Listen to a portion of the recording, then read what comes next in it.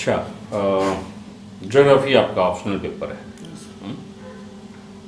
बहुत सारे students geography ले रहे हैं। ज्योग्राफी में सफलता रेशियो भी अच्छा देखा जा रहा है। अच्छा, सबसे पहला प्रश्न जो बेसिक क्वेश्चंस के रूप में, ज्योग्राफी आपने क्यों लिया? ज्योग्राफी सब्जेक्ट है जो ऑप्शनल पेपर लेने के पीछे कारण क्या है, जबकि ज्योग्राफी आपका बैकग्राउंड नहीं है? सर पहला तो ज्योग्राफी में बचपन से इंटरेस्ट था। बचपन से ज्योग्राफी में पढ़ता आया। 10वीं कक्षा तक ज्योग्राफी मैंने पढ़ी है, तो एक तो इंटरेस्ट था। दूसरा सर, ज्योग्राफी मुझे लगता है सर ये मार्केबल पेपर है, इसमें मार्क्स भी अच्छे आते हैं, तो काफ़ी ज़्यादा अपॉर्चुनिटी होती है सिलेक्शन के, इस वजह से भी मैंने इसे सर ऑप्ट किया। और तीसरा जो रीज़न है सर, ज्योग्राफी चूँकि साइंटिफिक अप्रोच वाला पेपर है, एक साइंटिफिक टेम्परामेंट देता है, इसलिए भी सर मैंने इसे प्रेफर किया एक पेपर के रूप में। अच्छा अच्छा अच्छा। तो इसमें साइंस सब्जेक्ट और इंजीनियरिंग वालों के लिए विशेष रूप से कहीं न कहीं सहूलियत होती है। अच्छा, तो इस जो ज्योग्राफी सब्जेक्ट्स हैं, इसकी उपयोगिता आपको कहीं दिख रही है एडमिनिस्ट्रेशन में? मतलब एडमिनिस्ट्रेशन, मान लीजिए आपका सिलेक्शन हो जाता है, तो जो ज्योग्राफी की जो आपकी समझ है, आपने ज्योग्राफी को समझा है, पढ़ा है, आत्मसात किया है, तो वह कैसे हेल्पफुल होगा? मतलब सर ज्योग्राफी, प्रशासन। अगर मैं एडमिनिस्ट्रेटर बनता हूँ सर प्रशासक के रूप में, तो ज्योग्राफी मेरे लिए सर काफ़ी फ्रूटफुल साबित हो सकता है। ठीक, ज्योग्राफी की नॉलेज काफ़ी फ्रूटफुल साबित हो सकती है। पहले बात तो सर ये कि ज्योग्राफी के तहत सर हम बिहार की फिजियोग्राफी टोपोग्राफी के बारे में जानते हैं कि बिहार की भूगोल की स्थिति क्या है, कैसी है। तो इसके आधार पर सर हम रिसोर्स एलोकेट कर सकते हैं। मुझे पता है कि बिहार में कौन से रिसोर्सेज किस एरिया में मिलते हैं, तो रिसोर्स के बेस पर मैं इंडस्ट्री सर सेटअप करने में योगदान दे सकता हूँ कि किस एरिया में एग्रो इंडस्ट्री लगाना है, किस एरिया में जो है मिनरल्स इंडस्ट्री लगाने की ज़रूरत है। इसके अलावा सर ज्योग्राफी में सेटलमेंट की बात भी की जाती है, अर्बन सेटलमेंट, रूरल सेटलमेंट की बात की जाती है, जो कि बिहार के लिए, चूँकि बिहार डेवलपिंग स्टेट है, तो बिहार के लिए एक बहुत बड़ी समस्या है। और यहाँ इंफ्रास्ट्रक्चर को लेकर भी सर स्पीडी वर्क हो रही है, नए नए कस्बे जो है उभर के आ रहे हैं। तो सेटलमेंट के पॉइंट ऑफ व्यू से भी देखा जाए सर, तो ये जानकारी मेरे लिए फ्रूटफुल साबित हो सकती है। तीसरी समस्या सर, पिछले कुछ वर्ष पहले जो है पटना में एक फ्लड आया था, अक्टूबर के महीने में फ्लड आया था जहाँ तक मुझे याद है।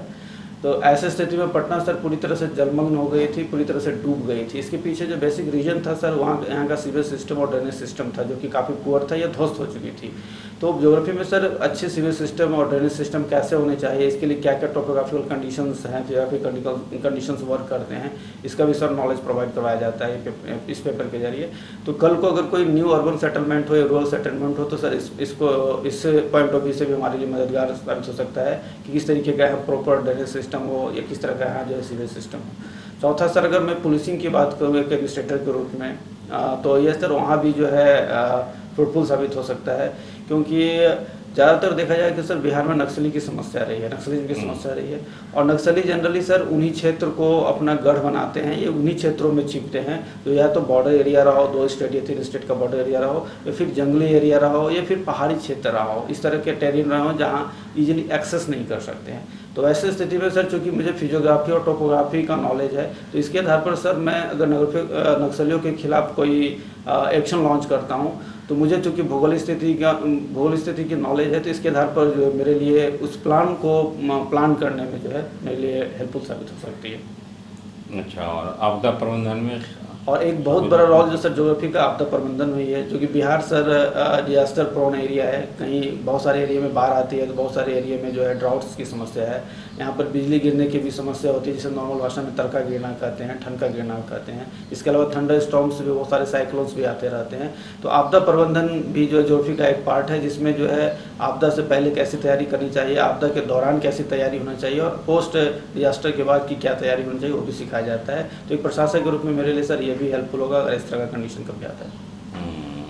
फॉरेस्टेशन वगैरह में भी सहूलियत होगी? बिल्कुल सर, इन्वायरमेंटल कंसर्न, सामाजिक वानिकी है, इन्वायरमेंटल कंसर्न, फॉरेस्टेशन सामाजिक है, वानिकी, फॉरेस्टेशन क्योंकि या बिहार आज एनर्जी क्राइसिस को सॉर्ट आउट करने में भी सर हमारे लिए हेल्पफुल हो सकता है। एनर्जी की क्योंकि मुझे सर टोपोग्राफी के बारे में अच्छी नॉलेज है, तो मैं ये बता सकता हूँ कि किस जगह पर सोलर सिस्टम की ज़रूरत है और कहाँ पर विंड एनर्जी यूजफुल हो सकता है, या फिर कहाँ एटॉमिक एनर्जी। बिहार में आप जो एनर्जी है, कन्वेंशनल एनर्जी से हट करके अगर कुछ करने की आवश्यकता हो, तो किस टाइप की एनर्जी की ज़्यादा पॉसिबिलिटी है बिहार में? सर रिन्यूएबल एनर्जी में सोलर एनर्जी, एक बायोमास से रिलेटेड जो एनर्जी है, जो गांव घरों में इजीली अवेलेबल हो जाती है। और इसके अलावा सर थोड़े बहुत सर विंड एनर्जी के भी जो है चांसेस हैं, खास करके साउदर्न बिहार में जो पहाड़ी एरिया है, कैमूर का पहाड़ है, खड़गपुर के पहाड़ वाले एरिया में। और चूँकि सर बिहार चूँकि अर्थ को एक जोन 4 में आता है, लेकिन अगर सर अच्छी तरीके से अगर मैनेजमेंट किया जाए तो यहाँ एटॉमिक एनर्जी का भी सर स्कोप बन सकता है, और इस पर सब बात भी हो रही है। अच्छा, अपने अभी बिहार की टोपोग्राफी की बातें हुई, फिर उसकी फिजियोग्राफी की बातें हुई, तो अभी बिहार में नदी जोड़ो योजनाएं वगैरह चल रही है, तो इसमें किस प्रकार हेल्पफुल होगा और बिहार गवर्नमेंट इसके लिए क्या कुछ कर रही है, क्या बिल्कुल सर, बिहार में सर रिवर लिंक प्रोजेक्ट चल रही है, जिसमें से कोसी और मेची जैसे नदी को आपस में कनेक्ट करने की बात की जा रही है, क्योंकि कोसी में सर हर वर्ष भयावह बाढ़ आती है। तो इस बाढ़ को कंट्रोल करने के लिए भी ज़रूरी है कि कोसी को दूसरे नदी से कनेक्ट कर दिया जाए, और जिस जगह पर ड्राउट आते हैं, जहाँ बार बार सूखा पड़ता है, उसके एक्स्ट्रा जो पानी फ्लो है कोसी नदी में, उसे जो है डाइवर्ट कर कर उस नदी में या उस एरिया में भेजा जाए जहाँ ड्राउट एरिया है, ताकि वहाँ सिंचाई की सुविधा उपलब्ध हो सके, पेयजल की भी सुविधा जो है उपलब्ध हो सके। अभी सर हाल ही में नीतीश कुमार ने सर राजगीर में एक उद्घाटन भी किया है, जिसे गंगा उद्धार योजना कहते हैं। इसके तहत मोकामा के पास से गंगा को जो है कनेक्ट कर कर जो है राजगीर ले जाया गया है, जिससे कि सर राजगीर के अलावा गया, बौद्ध गया और नवादा जैसे जिलों में पेयजल की आपूर्ति की जा सकती है।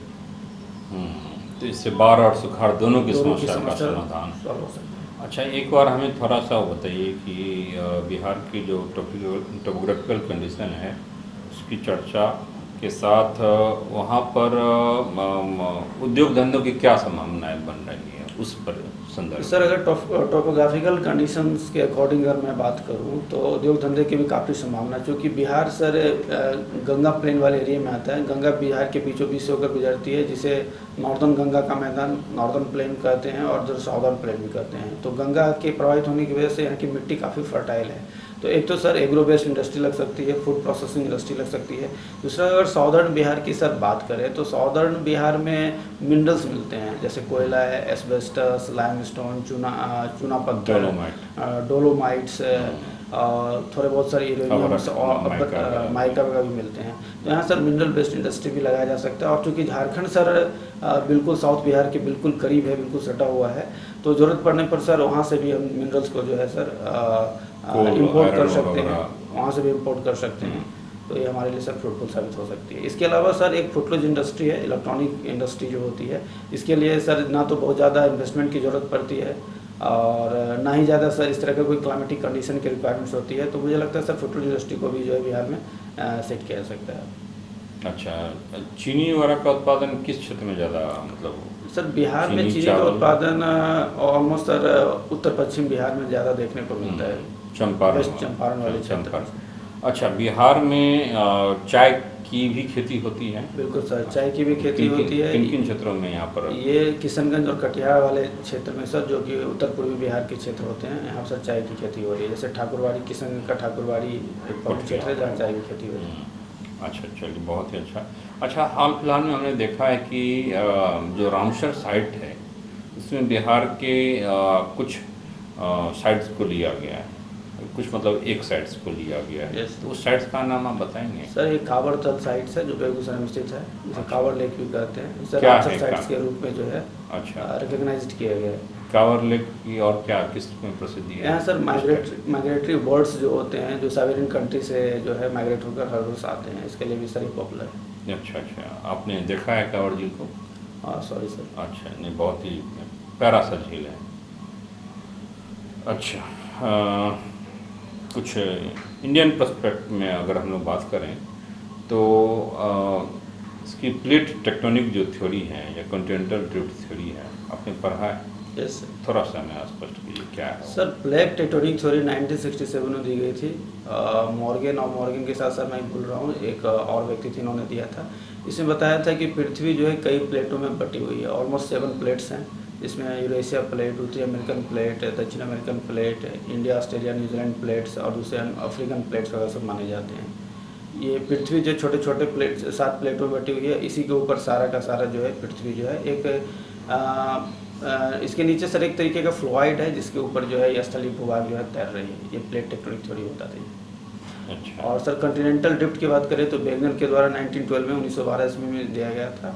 इसमें वेगनर ने बताया था कि पृथ्वी को पहले तो सर पेंजी और पेतला सा 2 हिस्से में बांटा था, ठीक है। पेंजिया जो स्थल भूभाग थे, इनका मानना था कि समस्त पृथ्वी के जितने भी महाद्वीप हैं एक ही स्थल भूखंड से जुड़े हुए हैं, जिसे पेंजिया नाम दिया गया था, और जो सागरीय स्थल था उसे पेंथलासा कहा गया था।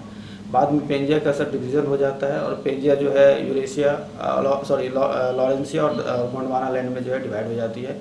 बाद में गोंडवाना लैंड भी कई छोटे छोटे टुकड़ों में पड़ जाती है। तो यह जो थ्योरी है कॉन्टिनेंटल ड्रिफ्ट की थ्योरी और प्लेट टेक्टोनिक की थ्योरी, तो ये दूसरे का क्या विरोधाभासी है या फिर एक कंटिन्यूटी दिखती है दोनों थ्योरी में? और सर मुझे कुछ हद तो कंटिन्यूटी भी दिखती है, थोड़े बहुत विरोधाभास भी है। अच्छा, थोड़ी सी बात हम लोग आते हैं इस पर, जम्मू कश्मीर है ना, अभी भारत में राज्यों की संख्या घटी है हाल फिलहाल या बढ़ी है? राज्यों की संख्या सर घटी है। जम्मू अच्छा। कश्मीर को जब सर यूनियन टेरिटरी का स्टेटस दे दिया गया और लद्दाख वाले एरिया को, तो एक राज्य की संख्या सर कम हो चुकी है। अच्छा, तो जम्मू कश्मीर में क्या है, विधानसभा को रखा गया है? सर अक्टूबर 2019 के बाद फिलहाल सर जम्मू कश्मीर में असेंबली कार्यरत नहीं है, लेकिन हाल ही में सर भारतीय चुनाव आयोग के द्वारा परिसीमन किया गया है जो भविष्य में वहाँ चुनाव करवाया जा सके। और इसमें सर 90 सदस्य असेंबली की बात की गई है जम्मू कश्मीर के लिए, जिसमें जम्मू में सर 43 और कश्मीर वाले हिस्से में सर 47 सीट्स एलोकेट किया गया। अच्छा, बहुत अच्छी बात है। ये हमें बताइए कि इंडिया में पश्चिम से पूरब की तरफ हम लोग बढ़ेंगे तो भौगोलिक प्रभाव के कारण फूड्स हैबिट में बदलाव आता है। यस। पूरब में लोग मछली ज़्यादा खाते हैं, वहीं पश्चिम के क्षेत्रों में किस प्रकार की फूड्स हैबिट ज़्यादा प्रचलन में है? सर अगर क्लाइमेट के पॉइंट ऑफ व्यू से देखा जाए तो पूर्वी क्षेत्र में मछली का जो है सर कंजम्पशन खपत ज़्यादा होता है, वहाँ के लोग मछली को ज़्यादा प्रेफर करते हैं भोजन में। और पश्चिम की ओर देखें सर तो मांस भक्षण ज़्यादा होता है, मांस भक्षण ज़्यादा होता है। इसके पीछे तो एक तो सर फूड पैटर्न हैबिट है, और दूसरा जो सबसे बड़ा रीज़न है सर वो क्लाइमेट भी है। अगर मैं पश्चिम की सर बात करूँ तो चूँकि पश्चिम में सर थोड़े कंडीशंस जो है क्लाइमेटिकल कंडीशंस थोड़े हार्श हैं, डिफिकल्ट टेरियन वाले एरिया हैं, तो वहाँ फिजिकली लोगों का स्ट्रांग होना सर काफ़ी ज़रूरी है, क्योंकि डे पर डे लाइफ में उन्हें काफ़ी स्ट्रगल करना पड़ता है छोटे बड़े वर्क के लिए। ठंड भी ज़्यादा पड़ती है और ठंड भी सर ज़्यादा पड़ती है, एक रीज़न ये भी है। तो वहाँ मांस और शराब का भक्षण सर ज़्यादा देखने को मिलता है। जबकि इसके रिस्पेक्ट में अगर मैं पूरब की सर बात करूं तो चूंकि ये डिफिकल्ट टेरेन एरिया में नहीं आता है, यहाँ की क्लाइमेट भी उसके रिस्पेक्ट पश्चिम के रिस्पेक्ट में अच्छी है, तो यहाँ के लोग जो है सी फूड का जो है ज़्यादा प्रयोग करते हैं, और प्रोडक्टिविटी भी सी फूड की सर ज़्यादा होती है, तो इस लेवल में मिल जाता है पूरब के लोगों को मछली, तो इसकी वजह से भी जो है इसका उपयोग ज़्यादा होता है। अच्छा, डेंटिस्ट की आवश्यकता किस साइड ज़्यादा पड़ेगी, पूरब में या पश्चिम में?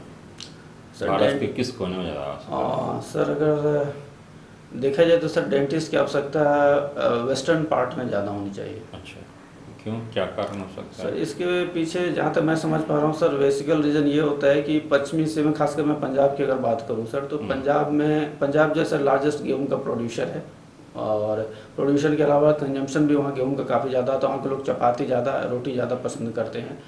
तो खाते समय सर जो चपाती और रोटी होती है वो सर दांतों से चिपक जाती है, और दांतों से चिपक जाती है, और इजीली अगर उसे सही तरीके से साफ़ न किया जाए दांतों को खाने के बाद तो वो चिपकी रहती है, जिससे दांतों में सड़न होने की संभावना ज़्यादा रहती है। इसलिए मुझे लगता है सर वहाँ डेंटिस्ट की ज़रूरत ज़्यादा है। अच्छा, और आँख के डॉक्टर की आवश्यकता किधर ज़्यादा होगी? सर ऐसे एग्जैक्ट तो सर कहना ठीक नहीं होगा कि कहाँ होगी, लेकिन सर मुझे लगता है पश्चिम में या पूरब में? भारत के पूर्वी क्षेत्र में इसकी ज़्यादा आवश्यकता होगी। अच्छा, मतलब बौद्धिक ज़्यादा लोग होते हैं क्योंकि बंगाल वाले क्षेत्र में सर शुरू से ही बौद्धिकता का घर माना गया। हमारे फ्रीडम स्ट्रगल में भी बड़े बड़े बौद्धिक लोग जो इंटेलेक्चुअल लोग जो वहाँ से आए हैं, तो आप घंटों सर, मुझे मानना है सर, आप घंटों अगर कंटिन्यू स्टडी करते हैं, एक ही जगह पर चीज़ों को कंसंट्रेट करते हैं, तो सर आँख से रिलेटेड समस्या हो सकती है। इसलिए सर आँख के डॉक्टर जो है बंगाल में ज़्यादा होने चाहिए, बंगाल वाले क्षेत्र में ज़्यादा। संभवतः विटामिन ए की भी फूड हैबिट्स में कमी रहती हो। चलिए, बहुत ही अच्छा, हाँ, all the best. Thank you sir.